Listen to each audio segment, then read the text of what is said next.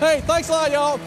Hey, look, we're gonna end the morning with something unusual. Before I get up there, let me ask y'all a question. We're gonna philosophize together. Who here in the front of the room, just the first 20 or 30 rows, can answer a question for me? Now you know why you sit in the back. You never get to ask a question. Who can name for me any of the great philosophers in human history? From where you sit, yell a name out. Anybody?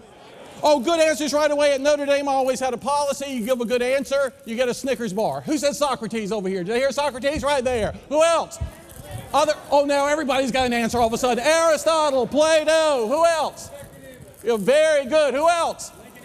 Lincoln Anderson. He said he gets the rest of the bag. What do you think? Now wait a minute. In the first few seconds, I heard Socrates, Plato, Aristotle, Confucius. Somebody said Kierkegaard. What do those names have in common? What do those philosophers have in common? They're dead. That's right. Doesn't look too good for me and Lincoln, does it? Where are the great thinkers now? That's the question. Where are the great philosophers of the present day? You know what I think the answer might be? You might be sitting next to one. Okay, skeptical faces from some of the rows all of a sudden. You all, I'm not kidding. Everywhere I go over the country, I'm seeing something I've never seen before, just in the last 4 or 5 years.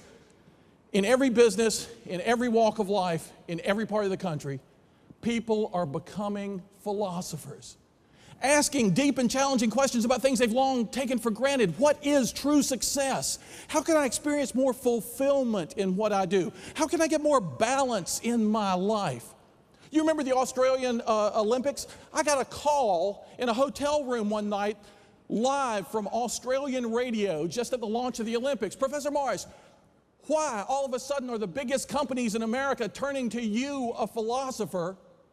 Why are all Americans becoming philosophers? I said, I don't know. Maybe Winston Churchill explained it when he once said, you can always depend on Americans to do the right thing once they've exhausted every other possibility. All right, we'll take it.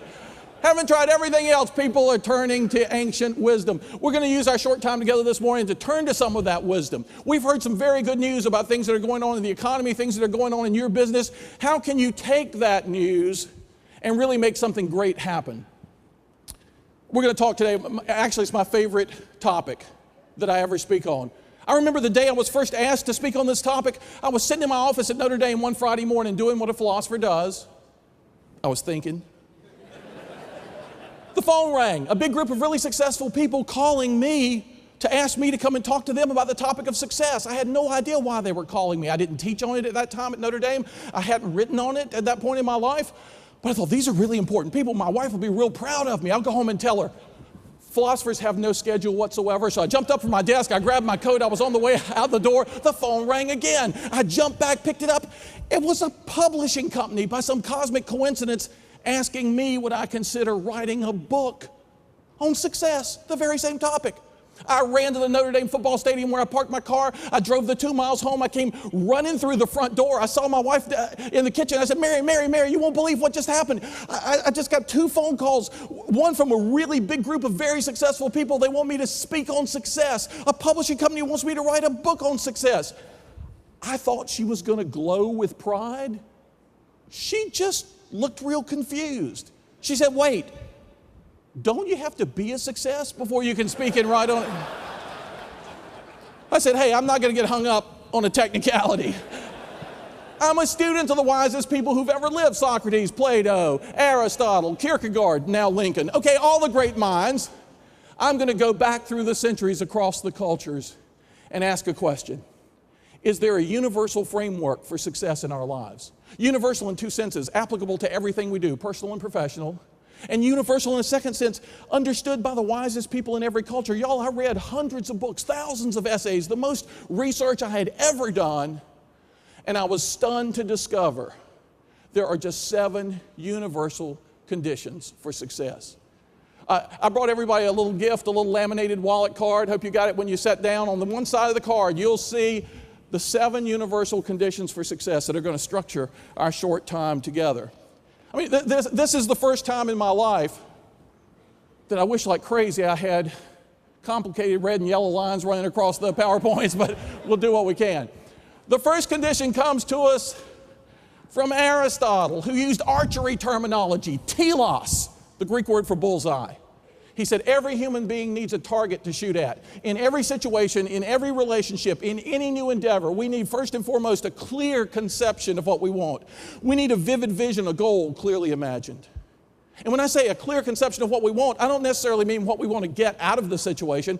What we want to see happen as the result of our energies and our efforts. A clear conception. So many people have only the vaguest idea of what they want in life. Did you hear the actress Lily Tomlin say a few years ago, I always wanted to be somebody. I should have been more specific. I mean, think about that for a second. Doesn't that capture the way a lot of people think and feel? I want to be somebody. I want to do something. What? They have no clue. Vague thoughts cannot motivate specific behavior. We see that all around us in our culture now. People with big dreams, but no clear conception of exactly what they want to see happen. Aristotle said, set clear goals. The first Stoic philosopher I ever came across, he in ancient Rome, Seneca. He was a great lawyer. He was a mover and a shaker of his time. Seneca said, no wind blows fair for a ship that has no port. I've thought of that as I was seeing the sailboats go down the harbor yesterday. No wind blows fair for a ship that has no port. If you don't know where you're going, you can't take advantage of the things that cross your path along the way. So have a clear conception of where you want to go.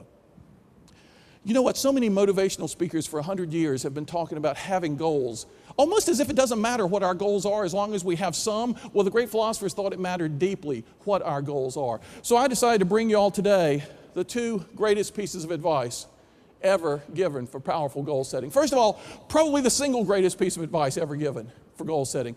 It could be the most famous piece of advice ever given to human beings. It's the shortest. It could be the most profound, and it might even be the toughest. With one voice, the ancient philosopher said, whatever your challenge is, whatever opportunity you face, job number one is always the same. Know thyself. Know thyself. Goal setting should be an ongoing exercise in self-knowledge. Too many people waste their lives chasing the wrong things. Know thyself. Actually, in the ancient world, Thales, who was one of the wealthiest people in ancient Greece, as well as one of the wisest, he was approached by a man asking questions about life. The man said, what's the hardest thing in the world? You know what Thales said? To know yourself. The man said, well, what's the easiest thing in the world? You know what he said? To give people advice like this. Okay, we'll pass by that one. Third question, what's the most satisfying thing in the world? You know what he said? True success. Now, if I'm right that the most satisfying depends on what Thales called the toughest, self-knowledge, no wonder so many people find true success so elusive in their lives and careers. Know thyself. Well, I decided if I was going to bring you all that, I would also bring you the second greatest piece of advice ever given for powerful goal setting.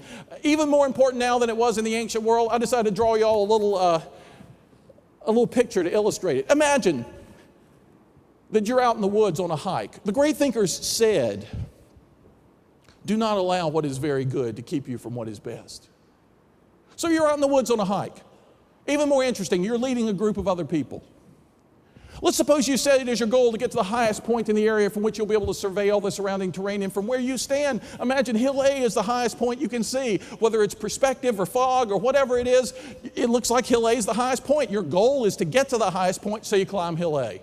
You slip and you fall, you struggle, you pull yourself back up. Finally, you get to the top, from which vantage point you can now see for the first time the much higher Hill B. Now, let me ask you all a question again. If your goal is to get to the highest point in the area and you now stand perched atop Hill A, what's the first thing you're going to have to do to attain your true goal? Anybody? Go downhill. And what are other people going to say? Don't we know? What do you mean we have to go downhill? It took us a long time to get here. This is very good. We can see a lot from Hill A. There are so many people, there are so many businesses, there are so many families right now stuck on top of Hill A because nobody wants to go downhill. What does that metaphorically represent? Changing what you've most recently been doing. The great philosopher said, you make it to Hill A, great, throw a party, have a celebration, set up camp, but let it be your base camp for your next ascent up the next highest hill. Life is supposed to be a series of adventures. If you're not living your proper series of adventures, you're not going to experience fulfillment in your life. Do not allow what is very good to keep you from what is best. Now, y'all, I've had to live this in my own life. I was a full professor at Notre Dame. I was tenured, job for life. I'd been at Notre Dame for 15 years, and I decided it was time for a new adventure. And I was the first person in the history of Notre Dame to ever resign a job, not to go to another university, but just to do something really radically different. People said, "What are you, crazy? I mean, you're leaving a guaranteed life income. Your kids' educations are going to be paid for. You're leaving all this?" I mean, I got to tell you about my job at Notre Dame. I worked on Monday and Wednesday, okay, 2 days a week.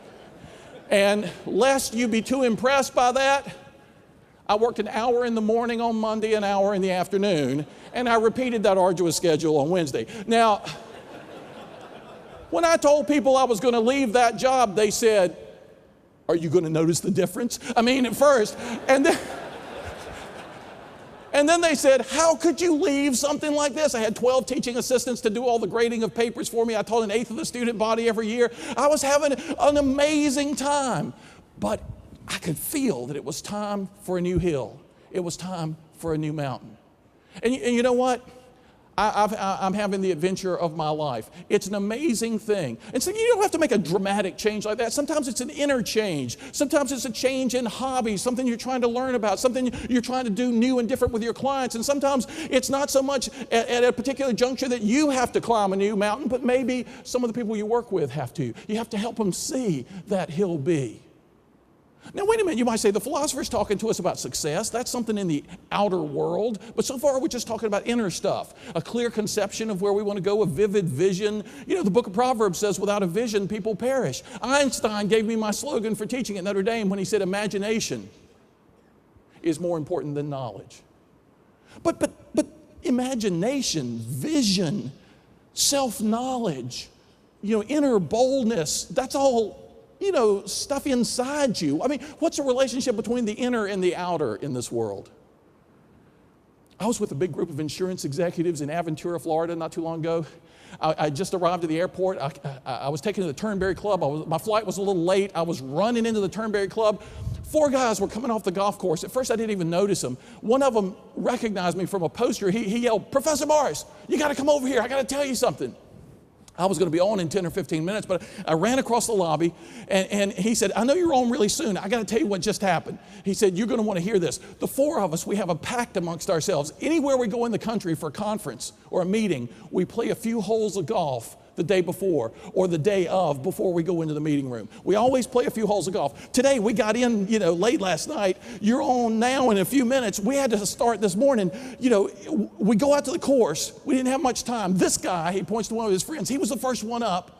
Professor, he stretches every muscle in his body before he'll swing a golf club. I don't know if it's yoga. I don't know what he's doing." We said, "Come on, take your swing. We got to go." Professor, he steps up to the ball, he takes his swing, and for the first time ever, this character missed the ball. The 3 of us stared at him, and he looked back at us and he said, "Whoa, tough course." "Ain't that the human condition?" he said to me. I said, "You're right. Thank you very much for telling me that story." We live in a world of people yelling tough course. What about terrorism? What about the global economy? What about the competition? What about, all these unknowns? The great philosophers were always people who said, "You know what? It's not the course. It's what you bring to the course each and every day that counts."